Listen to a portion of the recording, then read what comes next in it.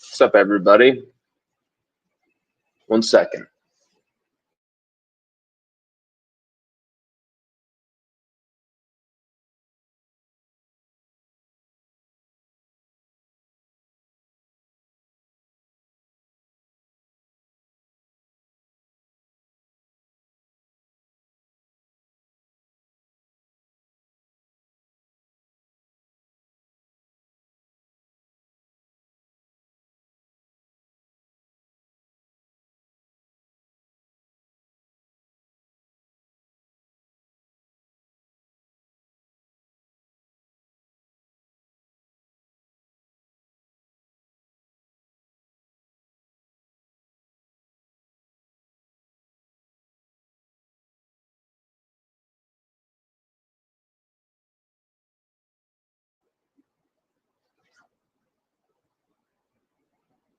Of course, the second we start, someone walks in, of course.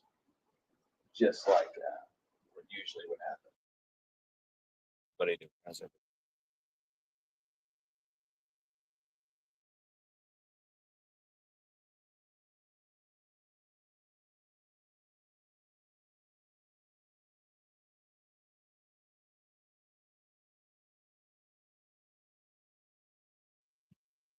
Finally, dude gets the fuck out of here so I can start. Good Lord. The annoyance of my job. I would love. People don't have any clue what it's like doing this job while you literally are doing another job. It is so infuriating and annoying, the amount of interruptions, the amount of just stupid. It's like, dude, you are literally keeping me from posting a breaking news story that will like break the college football internet. Like, walk through the fucking metal detector, hurry up. Like, you would not believe. And that was why we made the error of the $618 million the other day. We were so distracted and so just gobbledygook. We completely fucked that up. And I apologize for that error. It was stupid. We posted that correction. But let's talk about some real numbers. Some real progress we're seeing here. Okay.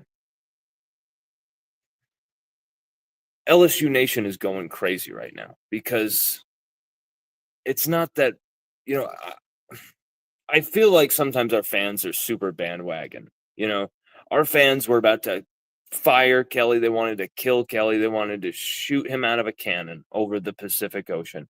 Like, this man was, after the Alabama loss, after the Florida loss, even more. It was just, the pressure was unbelievable. The apathy was getting worse and worse by the day. It was LSU were in a very bad place. Brian Kelly was in a bad place because for the first time, you had people who were willing to give Brian Kelly years of time openly questioning, how long are we going to give this guy? How long should we give this guy? We should get rid of this guy. We should think about the next move after this. And when you're already thinking about that next move, you should probably get rid of the guy, right? Well, there was no way LSU were going to be getting rid of Brian Kelly. There's no way LSU could have gotten rid of Brian Kelly. And I'm glad that no moves were made. I mean, it sounds like unthinkable now that we're saying this, but let's remember where we were about a month and a half ago. The mob was out. The knives were out. The fans were sick of Brian Kelly. They're sick of seeing us lose to A&M, Alabama, Florida, all in a row. It was an embarrassing time. It sucked, right? But this whole time I've felt like, you know what? He's built the right staff. This is a dream team staff that he has built around him. Frank Wilson, Cortez Hankton, Joe Sloan. I know people are going to shit on Joe Sloan. Don't you dare shit on Joe Sloan. If this guy left tomorrow, you would be wondering, how come we can't get a top quarterback anymore? How come we used to be getting maybe it's because of two words, Joe fucking Sloan. Maybe that has to do with something like that. The dude recruits top quarterbacks, play calling, all that stuff, being an offensive coordinator. We will figure that out as we move on. We're going to bring in somebody to help him along in that role. But as far as bringing and developing the best quarterbacks in the country to LSU, you cannot get rid of Joe Sloan. You've got Bo Davis and Brad Davis coaching your offensive and defensive lines. I mean, are you kidding me? You kidding me? And then you got Blake Baker, a guy who Tulane, according to Billy Embody, Billy Embody was saying that he would be going to Ole Miss. Oh, sorry, not Ole Miss. That Ole Miss is Billy Embody. Ole Miss reporter Billy Embody was saying that Blake Baker was about to go to Tulane, and that was like a sealed deal, and it's gonna happen. And like the report absolutely never was true, never was accurate. It was a complete miss, a complete absolute fabrication, really, because that did not happen. And when your defensive coordinator is being poached, trying to be poached by one of the best, upcoming programs in the country as their head coach, when you got Cortez Hankton, who could be a future head coach, when you got Frank Wilson, who's been a head coach, when you got Kevin Peoples, who's been a Broyles Award finalist as a edge rushing coach, when you've got all of these pieces, Corey Raymond, who cannot help himself but recruit and develop top cornerback talent, whether you like him or not. The proof is in the pudding. I mean, what did Derek Stingley just do again this weekend? 2 interceptions, another Corey Raymond disciple. Kelly has the staff. Whether you argue about Joe Sloan, it does not matter. Kelly has the staff, and you can see that this staff already, before all of the money stuff, we're not even going to talk about the money yet, just on their own merits, these guys can out-recruit damn near every program in the country. They had Bryce Underwood, a quarterback from Michigan, the number one quarterback in the country, and they had him in their pocket for almost a year. Committed.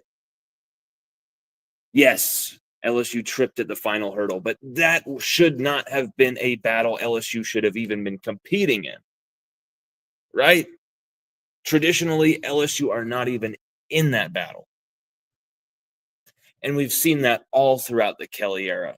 The recruiting at a very high level, top 5 classes every time, a number 1 class for around 9 months of this last year. Signing so many top players, whether they were 5 stars or 4 stars, you're signing elite players, and you're beating out Alabama. You're beating out, Miami. You're beating out Georgia. You're beating out every top school for these guys. And you're finding that out when they go in the portal. But point is, Kelly has the staff. We know this. And they can't out-recruit everybody in the country, but there was one missing piece. LSU really needed to start showcasing the marketing and branding, just infinity that's there at LSU. The possibilities when you're looking at a guy like Jaden Daniels and what LSU was able to do with their marketing program to get him the Heisman. They made sure they put his plays in front of as many eyeballs as possible. That kid, Jaden, that campaign was what it took it over the top. It gave people no excuse not to vote for him. Guy had 8 touchdowns in a single game. You're not going to vote for him? Like, get out of here. Like, the guy averages over a first down every touch. Get out of here. Like, he has a historic defense. a historically poor defense that he's having to play. He's playing against two defenses every game, the opponent and his own. Like, he had to win the Heisman. You have all these pieces here, all these connections here at LSU. You have all this, it's right there when you've got Joe Burrow, Jaden Daniels, Odell Beckham Jr., Jamar Chase, Justin Jefferson. LSU has done this before. They just needed to do it again. They just needed to find out, how can we wrap all this together in a package that really makes every athlete in America be like, this is, I'm going to get the development. I'm going to get the NFL development. I'm going to get that, kind of professional leg up, but also these guys know how to brand me. These guys know how to market me. And we're going to pick up some huge tips along the way here about how we're going to set up our branding for the rest of my career.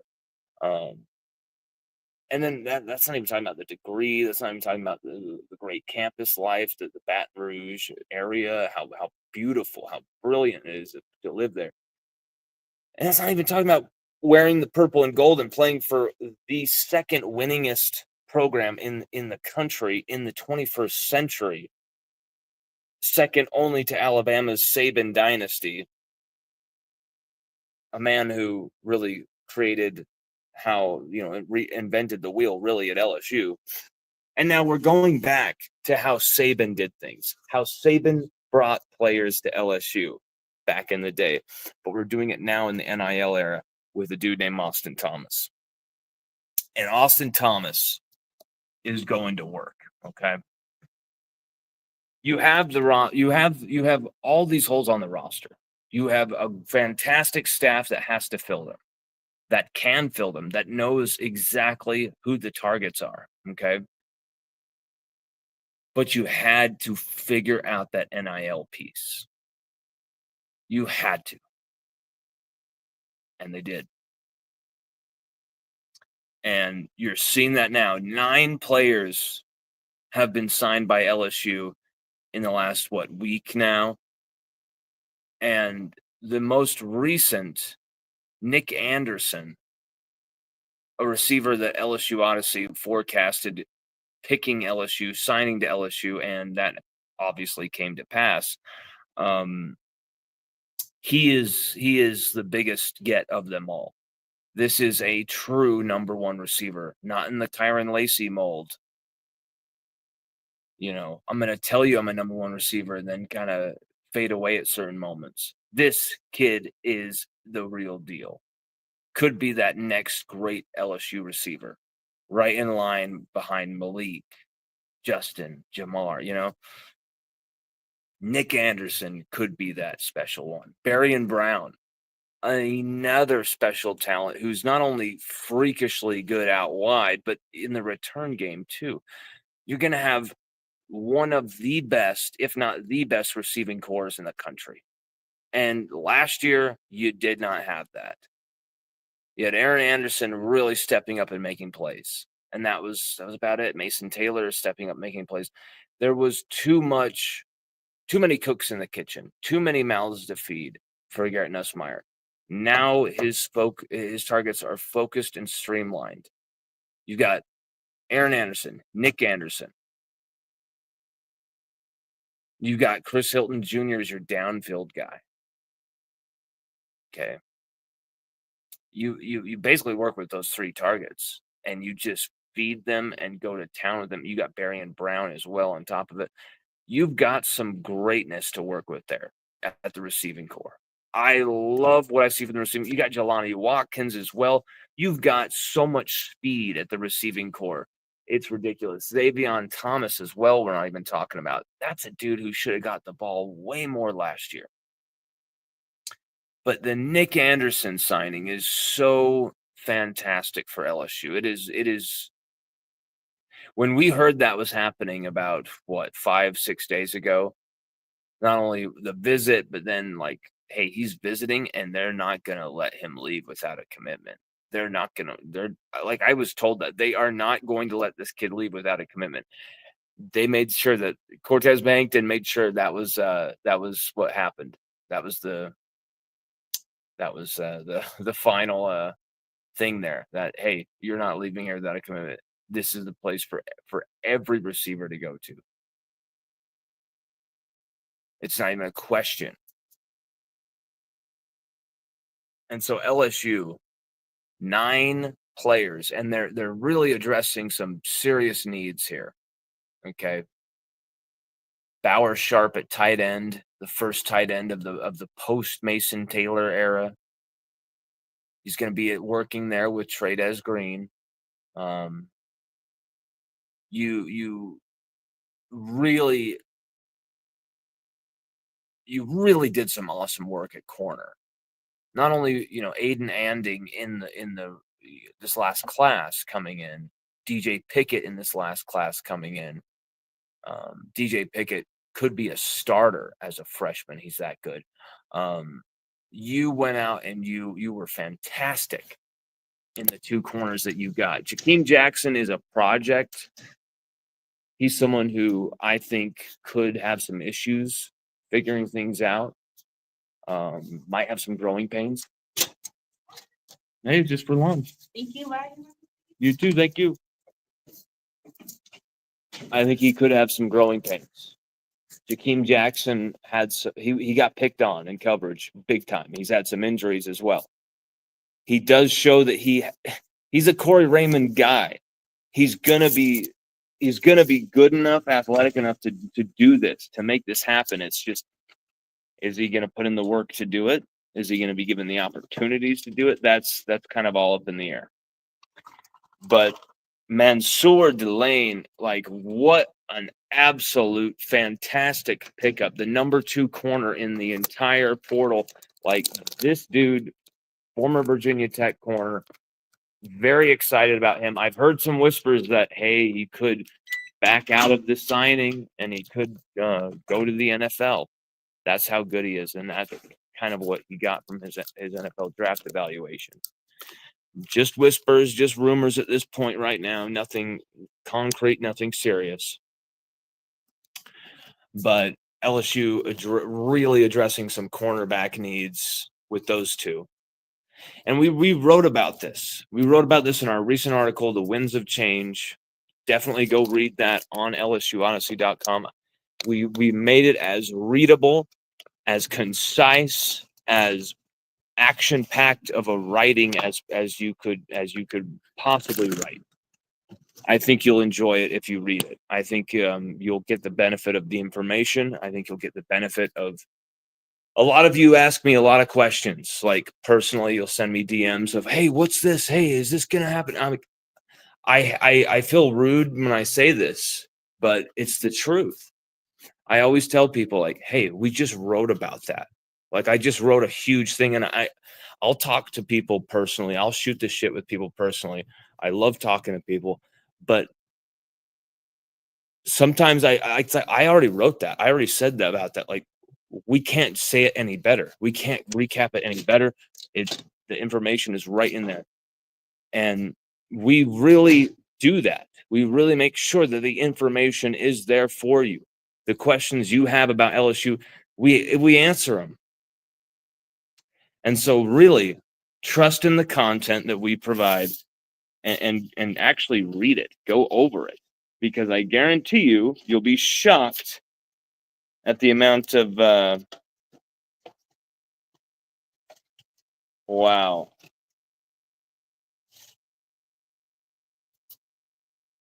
Two fruit by the foot are missing. Interesting. Someone stole our fruit by the foot. We're gonna have to report that to DoorDash, sickos. But yeah, LSU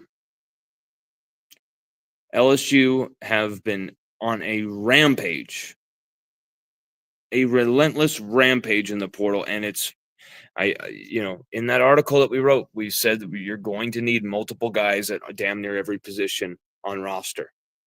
We wondered aloud, you're probably going to need to get a quarterback too. Michael Van Buren from Mississippi State, enter him. Like, you absolutely have to have a center. You have to have some guards.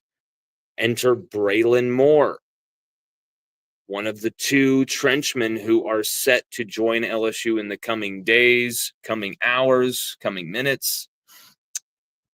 And we'll be getting into that guy in just one moment. But there's Bauer Sharp at tight end. You've got Nick Anderson. You got Barry Brown at receiver. So there's 2 right there. You got Michael Van Buren. You can't bring in 2 quarterbacks. That would be insane. Someone else would leave. But you bring in one at least, and he's got multiple years of eligibility, and he's dual threat quarterback. You've got some beginnings here. 2 corners that one who's more of a project, one who's plug and play. DJ Pickett coming in as well as a freshman. Like, you really have been solving some needs here, but the work is not done. It's far from done, because trust me, LSU need more help. You've got to fix safety. Safety has been, you thought you were going to get Poyser, and I never thought we were going to get Poyser. On3 was saying we were going to get Poyser. A few other places were saying we were going to get Poyser. Zachariah Poyser. I did not ever think he was a take. There's just and that was before I even had a source on that. That was just a gut, like, we're not getting him. Just like Singleton, who just barely went to Eric Singleton, who went to Auburn, I think. Like, I knew we weren't getting him. The second, it's just no. And then you do some asking, and you're like, wow, okay, I need to trust my gut even more. So LSU, yes, we've missed on a few guys. Luke Hosh, there's a few guys we've missed on in this portal, right?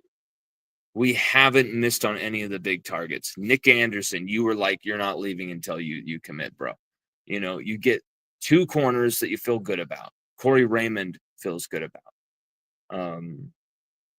You got Bauer Sharp at tight end, who did okay at Oklahoma. Going to be sharing reps, most likely with Trey'Dez Green. You still need to get some safeties. You've done really well at receiver. Really well at receiver. Do you need a running back? Absolutely, you need a running back in this portal. Yes, you've got Harlem Berry coming in. So you got Caden Durham, Harlem Berry. Caleb Jackson is set to stay at LSU, it appears. Potentially Trey Holly. So that's 4. You might be good at running back. You still got Malachi Lane, who really deserves more reps than he gets. So I think, okay, running back, I think you're good. Quarterback, you knew you needed as someone to, like, represent that class, to bridge that class along. You bring in Michael Van Buren. Where else does LSU need help? The trenches. LSU lost 4 of their starting 5 offensive linemen. 4 of their starting 5. Oh, I know that Miles Frazier wants to play in the bowl game. I love that he wants to play in the bowl game. I'm sorry. I feel like I wouldn't play those guys. I feel like, bro, we absolutely have to have this game for experience for these young offensive linemen. Tyree Adams has to start, has to play in this game. Most likely he already will, now that you don't have Will Campbell and Emory Jones for the game. But I just want to make a point that our young offensive linemen, absolutely, this game is so important and precious for these offensive linemen to get those reps and get that playing time in, get that confidence potentially, get some big mistakes out of the way. That, hey, you made the mistake in the bowl game, maybe you're not going to make that mistake in week 3, week 4, next season, because you made it. You trusted the film, you trusted your process all off season to make sure that you fix those mistakes, you improve from that, and usually you see just that. And so these offensive linemen absolutely need this game. And so I'm sorry, but the veteran offensive linemen who are playing their last game, give them a quarter. But that's it. That's it. You have to play these young guys. The DJ Chester's, of course, he's going to be playing because you have no other center. But like your guards, the Mubangas of the world, the Bo Bordelons of the world, like these guys need to play. They need to get on the field. You need to see what these guys can contribute. And there's a really enticing. I mean, you got Cohen Eccles, who could be an interior guy for the future. Okay. He looks promising. But at tackle, your options are very slim there. You know, it's basically Tyree Adams at left tackle. And oh my God, this name is escaping me. The entire time I've been leading up to this, I'm like, this name is escaping me. It's with a W. 1 second.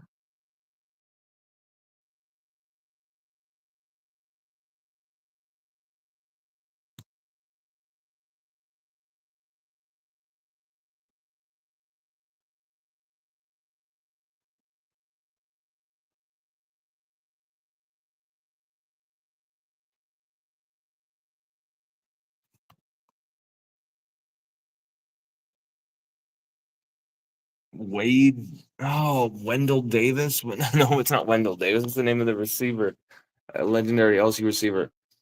Oh, I can't remember this kid's name, but it's killing me. He's a 5-star tackle. It's like Wade Davis. Oh my God, it's killing me right now. I don't want to take any more time up looking his name up, but oh my God. How is his name escaping me? Weston. Yes. Oh my God. Okay. How did I forget his name? Weston Davis. Right? Davis. I really love what I've seen from him. And it was mostly spring fall camp. But Weston Davis, you're going to see a lot from him at one of the tackle positions, probably right tackle. Probably put Tyree Adams at left tackle.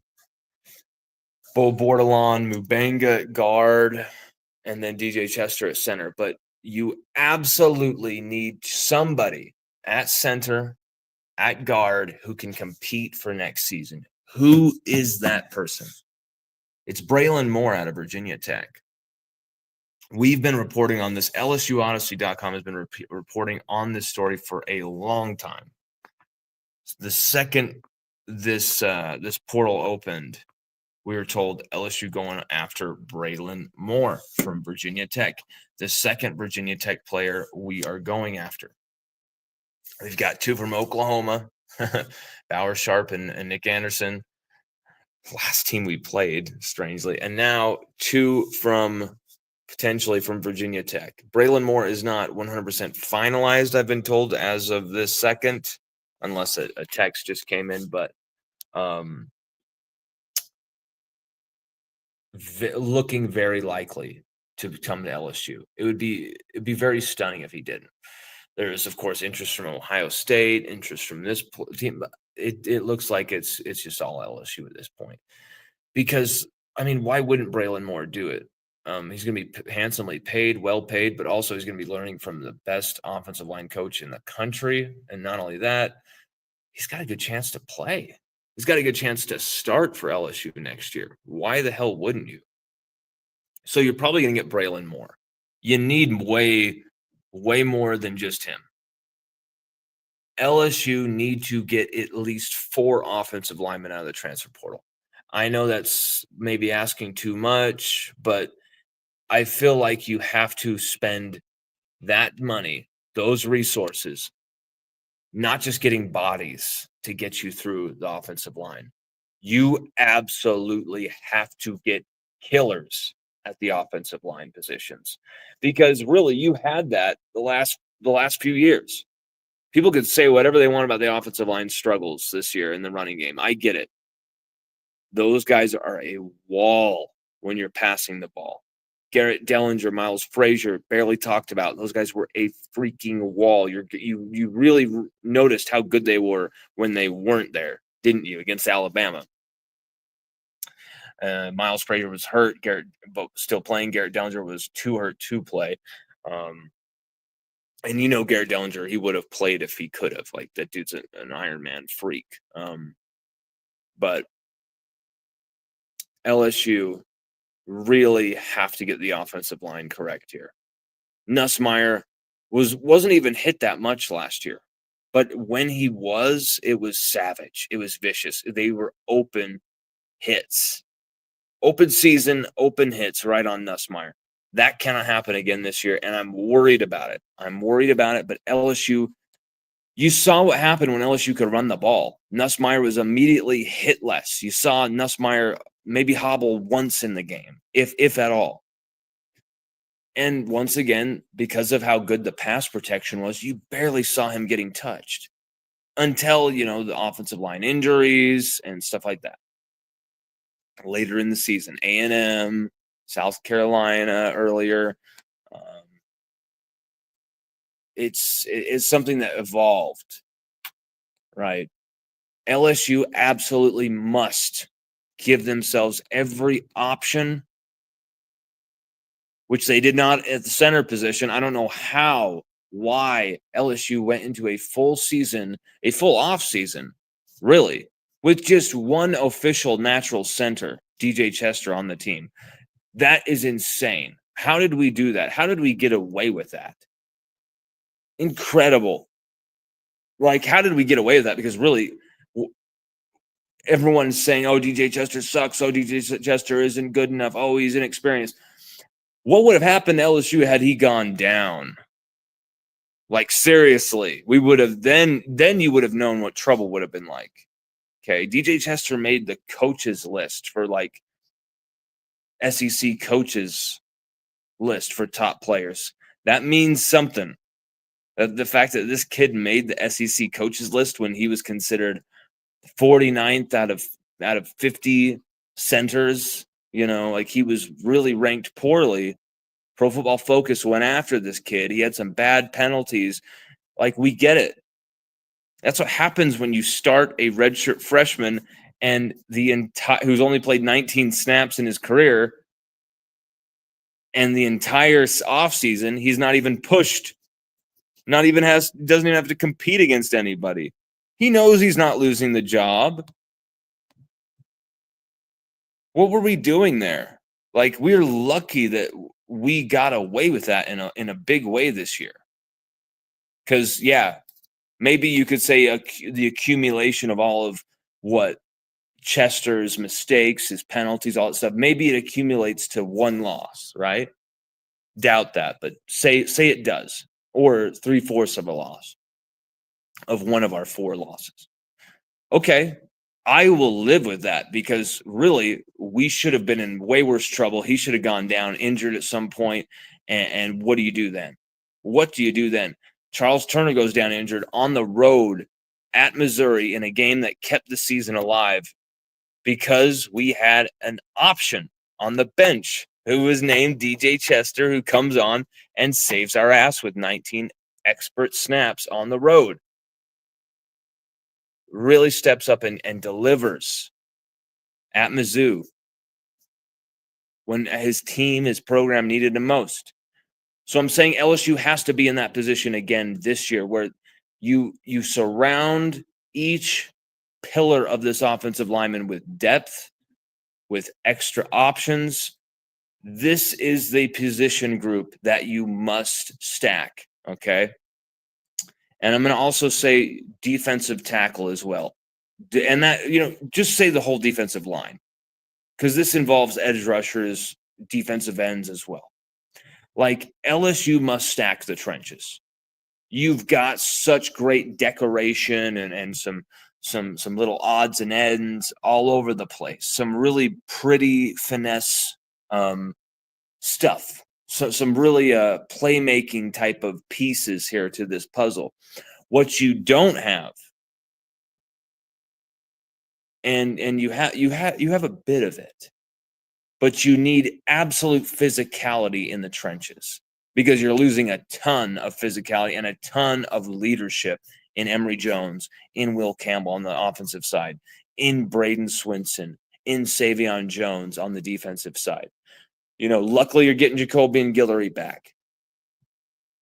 Okay. That's a big, big, big gain. You're forgetting about him coming back, but that's like almost getting a new player, right? But Cider Mitchell out of Texas, former, this is a guy who was recruited by Bo Davis before Bo Davis, of course, took the LSU job. But he's been very productive and effective for Texas. Maybe not very, but he's been productive and effective for Texas in his one season there. Multiple years of eligibility, defensive tackle.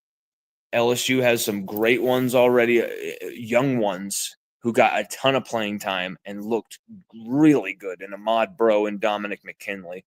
Having those two for another season while, and they played a lot this last season, but maybe this year they don't play as much. That's going to be such a significant benefit to those two. When you've got Cider Mitchell, you've got Jacoby and Guillory potentially being that tandem so that you can literally have them rest. That's incredible. 1 second, guys.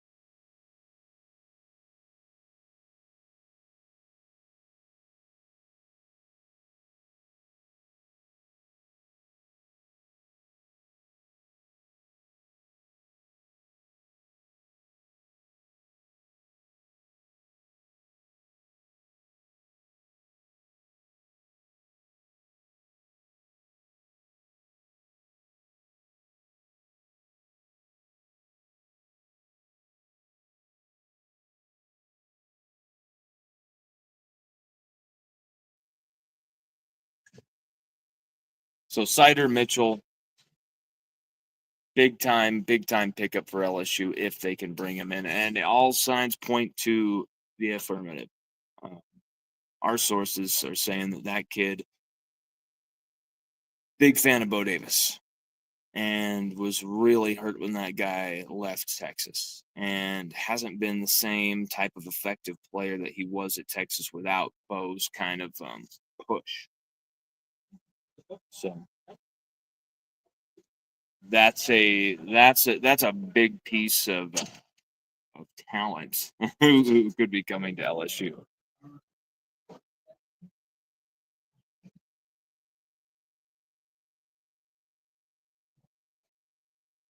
An edge rusher that you have to keep an eye on. Actually, you have to keep two eyes on. This is a dude that LSU can sign, and I'm going to say it right now. I'm going to say something controversial, and I'm going to be the first to say this. From all of the source material that I have, and we're going to get into some of your comments. Sorry, guys, I'm not ignoring the comments. From all of the source material that I've got, from all of the people I've been discussing this with, I think LSU have like a 7, 8 out of 10 chance to get Patrick Payton from Florida State, the edge rushing phenom from Florida State, who had a hell of a season last year. What did he have? Like the last 2 years, he's been brilliant. I think it was. So his numbers were crazy. He had like 16 batted passes or something. Like just such an effective freak. Really, actually, he had a good game against Jaden Daniels, if I remember correctly. I could be mixing it. I think I'm right on that. I wish I had the laptop so I could look up all this shit while we're going, because then, we get the information 100% accurate. You guys can see it as well. It's not, you don't just have to take our word for it. I like to, bring those type of resources to the fore. But Patrick Payton, LSU have to get a dominant edge man, right? They haven't done it yet. You can say what you want about, we got this guy coming up, Gabe Relaford. I think Gabe Relaford could be an absolute freak. I think Gabe Relaford might be the guy who could challenge Arden Key's single season sack record of what, 12 and a half, 12? Relaford could beat that. He's got the type of body. He's got the type of freakish nature. But you have to bring somebody in there. You have to. LSU have to strengthen and not fuck around at every single position on this roster. Brian Kelly has felt the heat this offseason. I shouldn't even say offseason. It's not even the offseason yet. But you know what I'm saying? Brian Kelly felt the heat of that 3-game losing streak. He felt the heat after opening week, where a 5th straight opening week loss, 3rd straight in Brian Kelly's tenure at LSU. Never won an opening game at LSU. We haven't won an opening game since Georgia Southern in 2019. Good God, that's gross. LSU have to stack every position they possibly can. And we just went through the offensive line and why they have to do it offensive line. Now you've got to do it on the other side. The defensive line, edge rushers, give Kevin Peoples the best to work with. Give Bo Davis the best you possibly can to work with, because look at what they did last year and how much that defense was improved when they had barely anything to work with. They had Swinson, Whitweeks, a safety who would play a good game once and then he'd disappear for a few games, and then another guy would play. Stamps would have a good game and then have a terrible game. Like, they really could only depend on a few guys. And most of the most dependable guys for LSU were JVR Suggs, Ahmad Bro, Dominic McKinley, Gio Paez, Braden Swinson, of course, Weeks, of course, all a part of the front. Linebackers, defensive linemen. LSU had an awesome defensive line last year in certain moments. It was that 3-game losing streak that really went, this defensive line is bad, blah, blah, blah, blah. What's Bo Davis doing? All these stupid questions about Bo. It's like, of course, this defensive line was going to choke up at some point. Of course, they were going to have a cock up, something was going to happen with a defensive line that thin. You thought you could just go through the whole season undefeated, go through the whole season with one loss, like with a defensive line that thin? It was never going to fucking happen. And when you're talking about the offensive line, how we went through that season without a backup center or even someone to compete at the center position, it didn't bring out the best in Chester, and it didn't help LSU as an offensive line. You're now going to see that change. You're now going to see these things morph and turn. I wish LSU didn't let some of these guys get into the portal, like Kylan Jackson. We already had wasted 2 years of that kid's eligibility. What the hell were we doing to that kid? Playing him 5 games in 2023? 5 games? You know why the 5th game is so important? Because if you play 4, you still have a red shirt. Why the hell did we play him 5 in 2023? And then we played him 11 times this year. So that kid has 2 years of eligibility that's already gone. He's already got 2 years of eligibility that's gone. for nothing. No wonder he's wanting to leave LSU. And as one of the commenters just said, he committed to TCU. Interesting.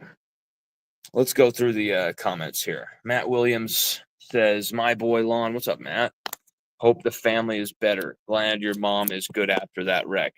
So you saw the photos. Holy crap, man. My mom was shaken up, very shaken up. Yeah, that was a nasty car accident. That was rough. She's never been in anything like that. Never.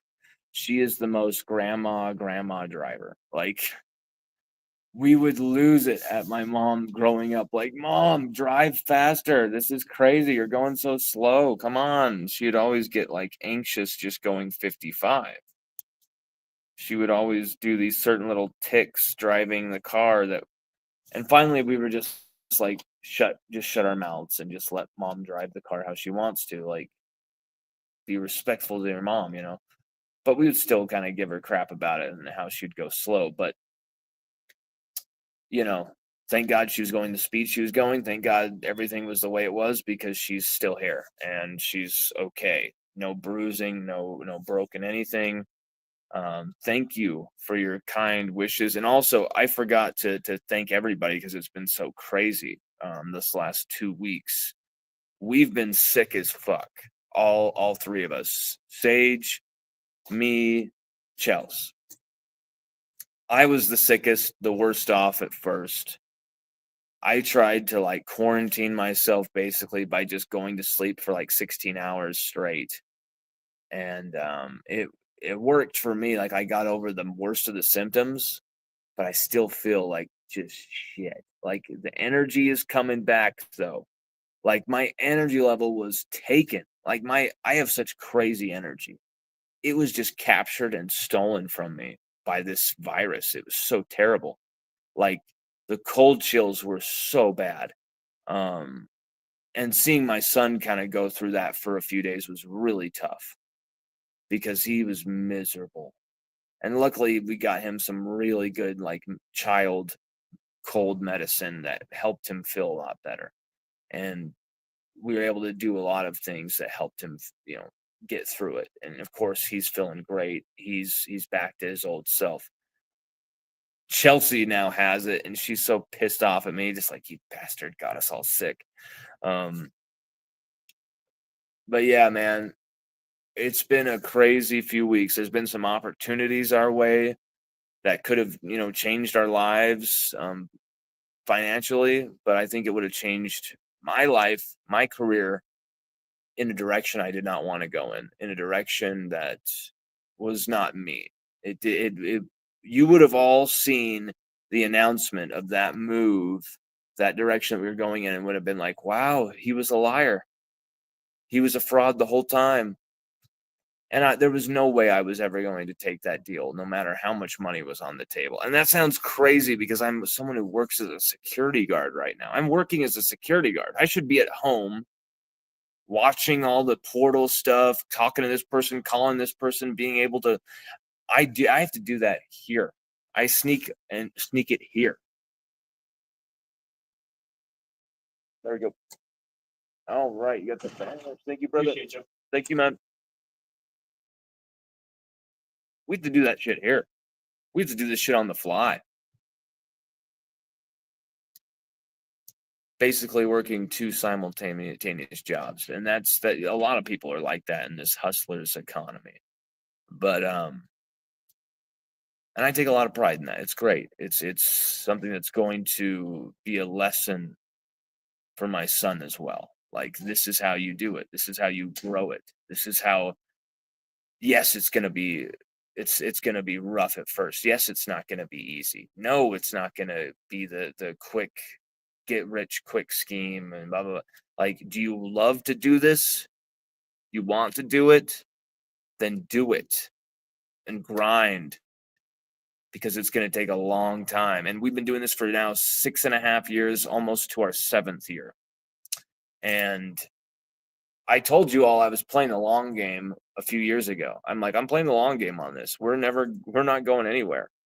Other people have a ladder that they want to climb to get away from LSU. They want to climb the ladder to get away from LSU. Climb the ladder to ESPN or blah, blah.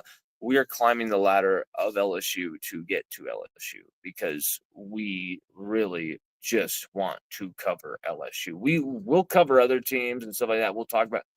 The focus always has to be LSU because that's what I love to cover. And if that's not an option, I don't really want to cover college football if I can't cover LSU. You know, I'll just do something else. Everything's been great though. Like personally, like emotionally, mentally, like I feel very like optimistic about things. I feel happy, but like there's been some obstacles recently. There's been some crazy shit going on. There's been some weird information we've been fed that's just like, is that true? Is that not? Like, it makes you think of people in a different way. We've had a lot of crazy shit going on behind the scenes that I don't think a lot of media members have to deal with. I think some deal with some of the same stuff that we do, but I think we deal with stuff I think we have to deal with stuff that's way more unique to our situation because of where we live, because of how we are. We're not like straight-laced man cave, here's my opinion, I'm going to yell it into the camera and itch my ass type of person. We are more creative, more artistic in the way we do this. And let's just be honest, we've beaten a lot of people to stories that we shouldn't have living in Utah. We stepped on people's turf, they didn't like it. There is a vibe of we have to get rid of this guy. And they're not going to be able to. So, it's been a wild, crazy last few weeks, and I'm kind of glad it's over, like really glad, because not only did I feel like absolute garbage, but like I wasn't able to do my job to its fullest. I wasn't able to do my job at its best. And you guys are paying me now. A lot of you guys are paying me. It is my duty. It is my job to provide you guys the best. And I take that very seriously. And you guys have been paying me and putting your faith into me financially for quite some time now. And we have taken it seriously in that entire time. We've taken it as seriously as we take the job that we're at right now. In fact, we take it more seriously. Let's be honest. Let's be real. How much time and energy we put into this. The fact that I work this job so I can do this. You know what I'm saying? Like I could be selling insurance, I could be doing anything that'd be making me a lot more money than this. I do this so I can have the time, the free time to do this. Just see how that works. But Matt, thank you so much though for the wishes about my mom. I shouldn't have got on that tangent, but sometimes you guys make it personal and want to ask personal stuff, which is I also think puts us in a unique perspective, a unique position in the media world too. You guys for years, you guys have wanted information about how we feel personally about things, how we are personally, more than I've seen with any other media person who covers LSU. It's very interesting. I wonder why that is. But Matt, absolutely love you, dog. There's something I swear I'm supposed to do for you.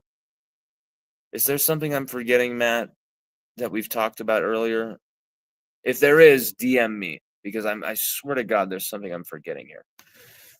The One-Eyed Scout says, "Love it, Lon. You're always got great information." Thank you, brother.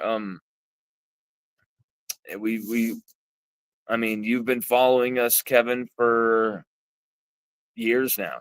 Kevin's been following us. Kevin Howell has been following us for probably like 4 years now, 5 years. And you've seen at this point, I believe, enough to know. I mean, if you've been following us for that long, you know at this point what we do and what we represent, and that we back up what we say with words. I mean, back up what we say with actions, and what we report is backed up with actual events happening. Like, we haven't been somebody who just throws shit at the wall and hopefully it sticks. Time and time and time again, we get accused of things like that when things go wrong. But for the people who've been following us for years, like Kevin Howell, I would love if you guys could publicly share these type of private feelings about how you think we've got great info, how you think, oh, we do a great job and all this stuff. Like, tell the world that more, because usually we just get shit on. And then these type of comments don't get seen. And I think they deserve to be seen. Brock Heimel says Kylie Jackson. Kylie, you mean Kylan, of course. Kylan Jackson committed to TCU. I quoted your comment when you said that. And supposedly we on the lead for Florida State stud edge Patrick Payton. Yes, yes, yes. So just like we just barely said, LSU are, of course, going to be in the running for Patrick Payton, but LSU could be in the lead for Patrick Payton, and it's all because of Kevin Peoples and the Kevin Peoples effect. Here we're seeing it. We're seeing the Kevin Peoples effect right before our eyes, baby.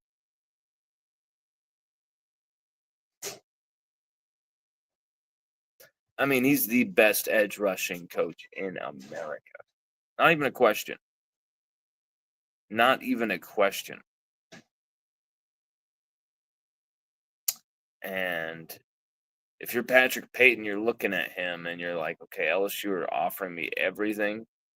Full entire package is looking good, from development to the lifestyle to the degree to the on-field experience to the preparation, the development, the coaching, the relationships. It's all aligned. It's all aligned, baby. And we were saying we're feeling great about Patrick Payton. That we feel like really confident about Patrick Payton. That we feel we are very close to making that an official pick, because we just keep hearing better information regarding Patrick Payton and LSU. And it's impossible for me to dismiss. It's impossible for me to say, hey guys, I don't know about Patrick Payton. I think that might be too far for LSU. To be honest, right now, yeah, there's some guys that are just don't have the character, don't have the minerals to be a Tiger. And like I said before, I felt it in my gut a certain guy wouldn't come to LSU. I felt it in my gut a certain guy wouldn't come to LSU, and they didn't. It's based on those type of feelings, okay? A Denver Harris type of feeling. I really have a true feeling this portal window, the way things are going, the way that the fans have supported this thing, the way that the Brian Kelly's $1 million match, which we wrote about in great detail on the website, which you have to read that article. All of these factors have come together to make me believe that LSU could sign almost anybody. I really do believe that the ceiling, there's no ceiling on this. The sky is not the limit on this thing. Like, they are going to push this as far as the money will take them. And right now, the numbers we're hearing, LSU have around what, 20 to 30 million to spend on this window. Far cry from 618 million, but I know we screwed that up. But yes, LSU looking in a great position in the transfer portal window. Just absolutely beastly.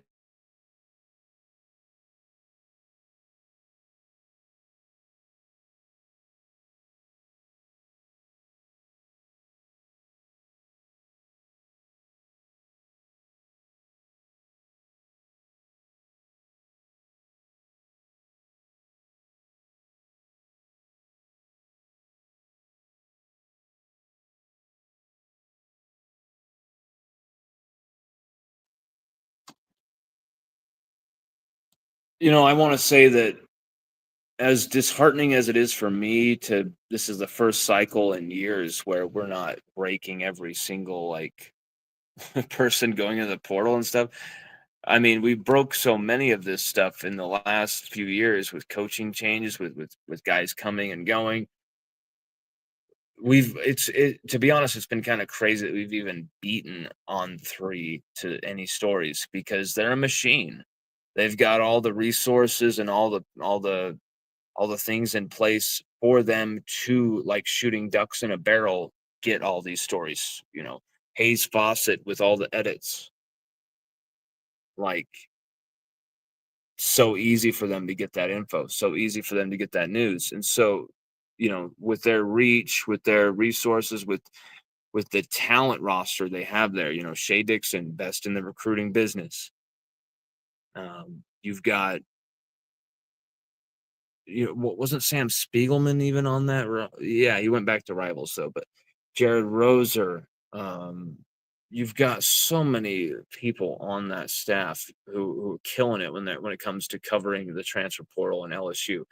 And you know, it's really a miracle that we're even able to break anything ahead of them. And so it's a little disheartening seeing all the buzz on three gets, all the credits they get, just like boom, they got their hands in every single pie. Like they know when everyone's going to the portal. Like whereas we're like having to connect the dots here and do this and make this call here and talk to this person there. Like they're just like boom, boom, boom, boom, boom. Like I'm not saying they don't work hard or anything like that. I'm actually giving them paying my dues to them, tipping my hat to them by saying like, you guys have found the ways to dominate. And that's what I want to do. And that's what we have done here and there in the past with these type of things. I'm just like, God, we got Nick Anderson. We got a few of these guys. Any of you subscribers know we've been pretty well early on almost every name, but we've also, you know, we're also not Hayes Fawcett. We're not. We don't work for On Three right now, and that's it's disheartening when you want to break every single story as possible. But it's something I'm just gonna have to take. But we're doing our best to provide our subscribers with the best information, exclusive information from LSU Odyssey that we possibly can. We're not going to go on to on3.com, see something they're breaking, see something that they're reporting on, and come back to you and be like, hey, look at what we found. Every time we have said, oh, on3.com are reporting this on 3. Like we give that credit out because I think it's not only is it fair, on 3 have credited us with a ton of things. Shea Dixon has credited us every time we break a news story. Even Matt Bruni, who I don't think likes me at all. Even Matt Bruni, I actually have been told that Matt Bruni hates my guts. I don't know why. I have nothing but love for Matt. But even he who hates my guts, he's even credited us a few times. So like I have nothing but a tip of the hat to work they're doing. We have a few things that we were going to break, stories we were going to break, but then those announcements were like, hey, the player wants to announce this. Like, let's just let them announce. Like, there's some things we kind of bowed out of. And I think it was the honorable thing to do instead of like, no, I've got to break every fucking news story in the world. Like, no, sometimes it's not for you to break.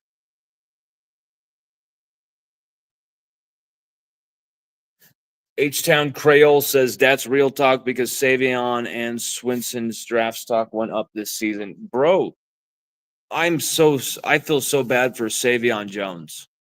He's told me he wished he had another season of eligibility, and he's angry he doesn't. And if you look at his 2021 freshman season, the kid played in like what, 6-7 games? Like, what was Coach O doing? What was he doing playing him at all? And now because of that, Savion Jones who played like what 2-3 snaps a game in 2021. Now he doesn't. Now he doesn't even have a single year of eligibility left in a big year where he would have had Kevin Peoples back in. Like Savion Jones needed that next year to really solidify everything for him. He didn't get it because of just terrible roster management. Just like what Kelly did with Kylan Jackson. That's terrible roster management as well. You wasted 2 years of that kid's eligibility. No wonder he walked out the fucking door. 1 second, everybody. 1 second, we'll return.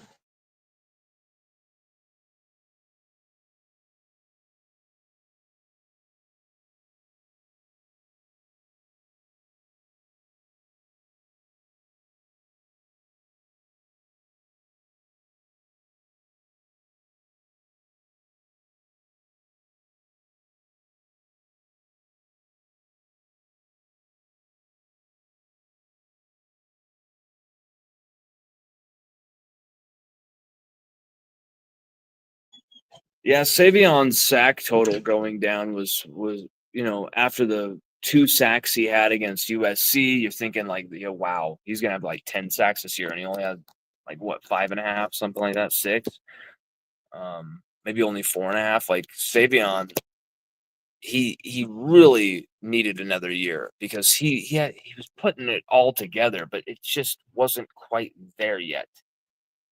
You put him on the other side of Patrick Payton, Jesus. 1 second.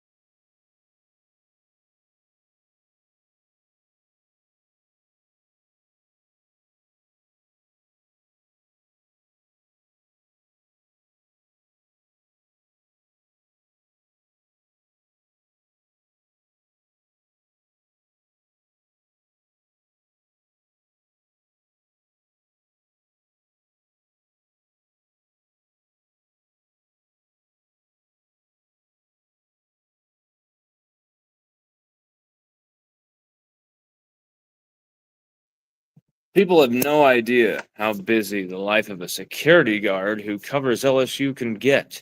It gets quite crazy. Rooney VR says, thanks, Lon. Is that Wayne Rooney? Is that after Wayne Rooney?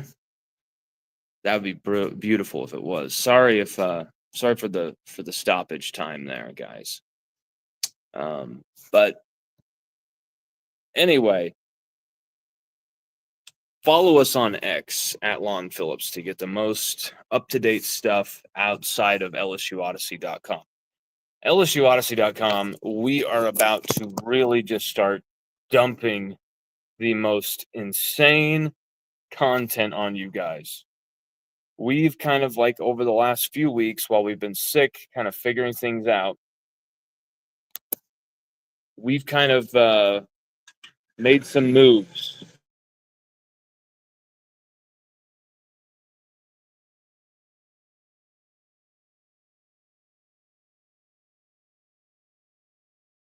We've made some moves. We've made some overtures. We've made some moves of our own, and I think they're going to pay off and go in the right direction. I think LSU Odyssey is going to start really ratcheting up how things are going. Things have been going very well. We've been trying to keep the content as consistent as possible, as the quality as high as possible. And I get it. We're only a one-man team where everything isn't going to look as professional as it does for Josh Payton, with his team of people. And, you've got cameramen, you've got, people optimizing the stream at all times. You got people with the edits for your thumbnails. Like, we do all of that ourselves, every single scrap of it. So I don't even know why there's times I feel like I'm being lazy when it's like we work nonstop at this, because if we don't, it's not going to get done. I love what I do. I believe in what I do, and I thank you for believing in what we do as well, because if you're watching this, you're helping us. And if you're helping us in any way, you believe in what we do, and thank you. I understand. I know what people say about us.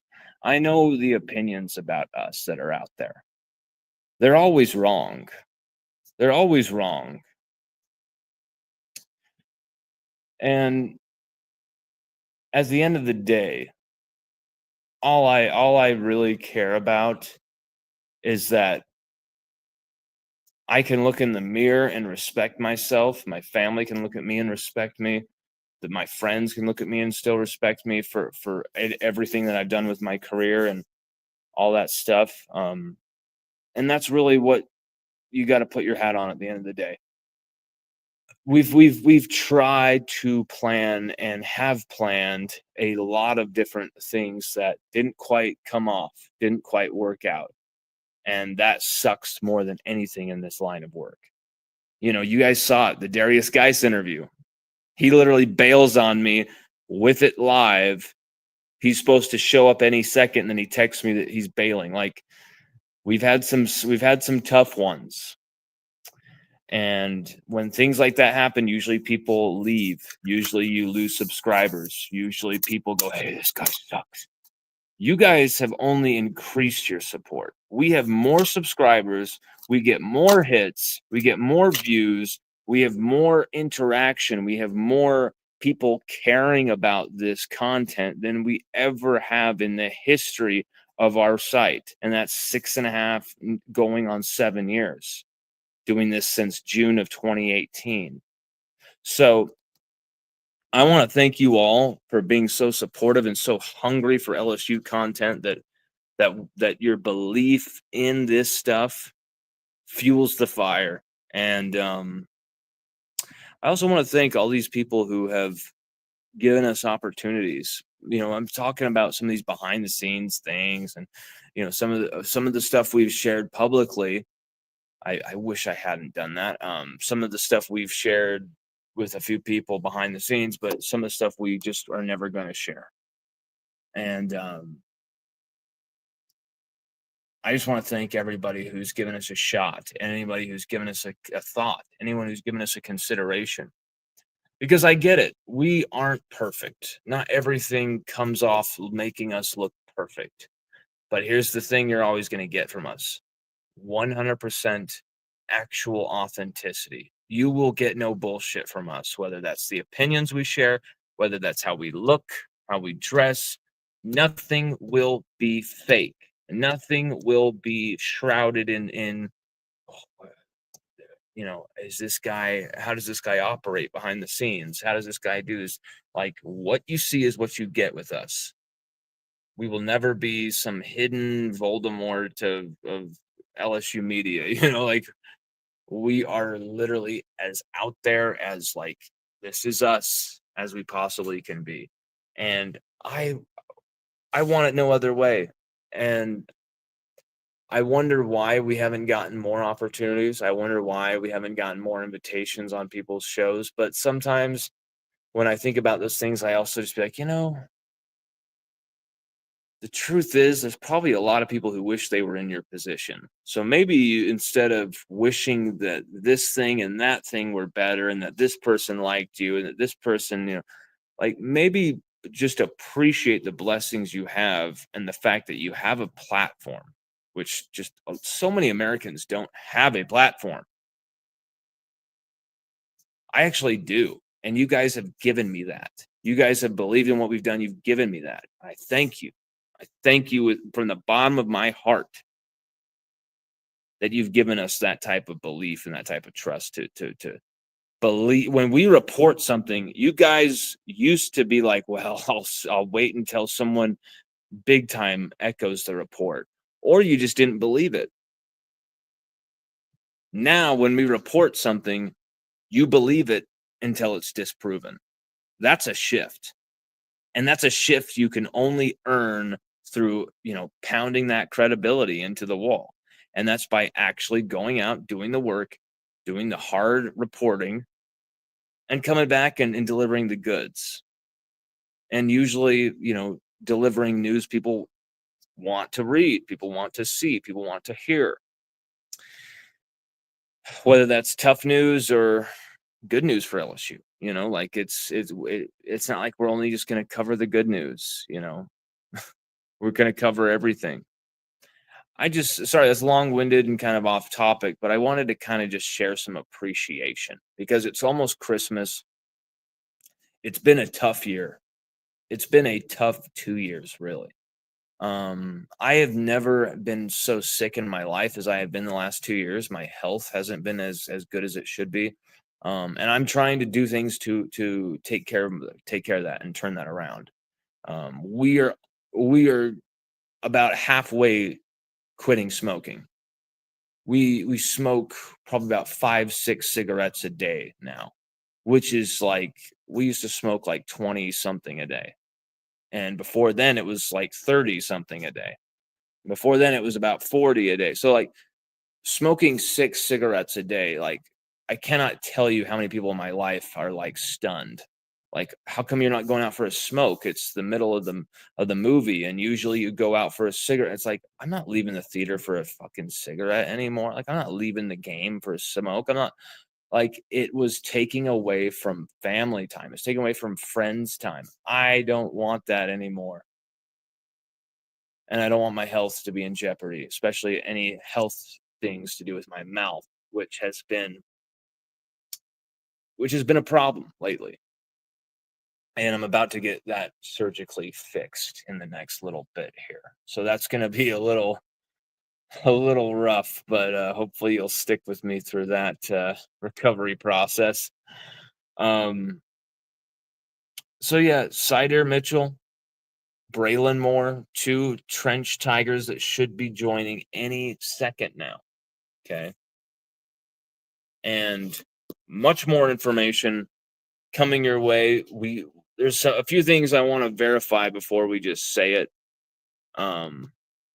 We will not be just whipping things out and just screwing around and looking sloppy like the 618 million thing. That was a big lesson to me of like, whoa, You're always thorough. You're always like, you're not a lazy reporter. You actually do the hard work because I have to. I have no choice. I don't have everything in Louisiana right there next to me down the street. I have to really go like to the ninth mile for this shit.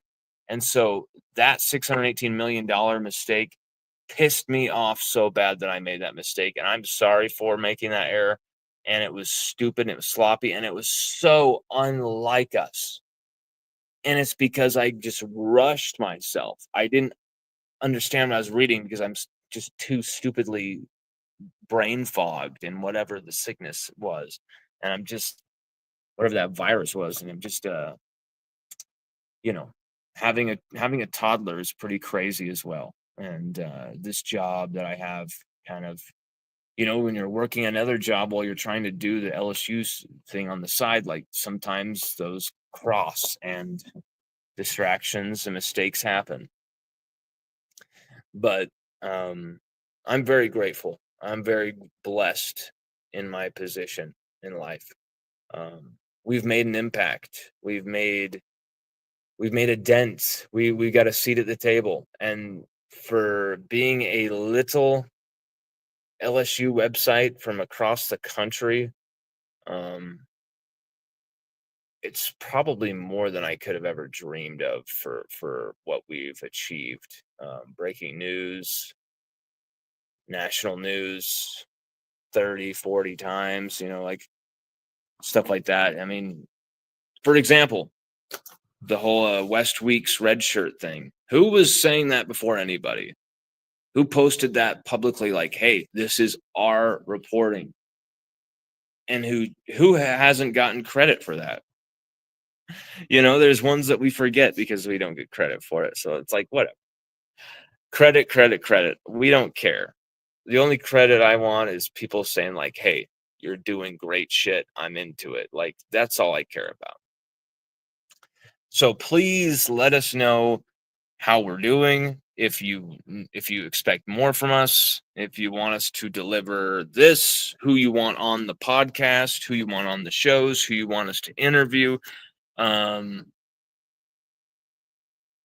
requests for article subject matter, all sorts of things. I want to hear all of your opinions. Post them in the comments section on this video, especially on this video on YouTube, and on LSUODYSSEY.com, so I can see them and reply to them. Everybody, thank you for watching this show. I did not expect to go for so long.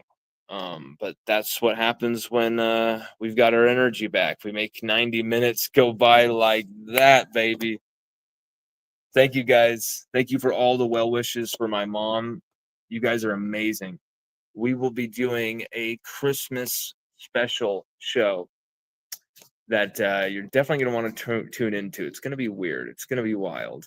Christmas special show. We're going to figure out exactly when that's going to happen, but most likely the day before Christmas Eve. So definitely tune into that. We're going to have some crazy shit coming up soon.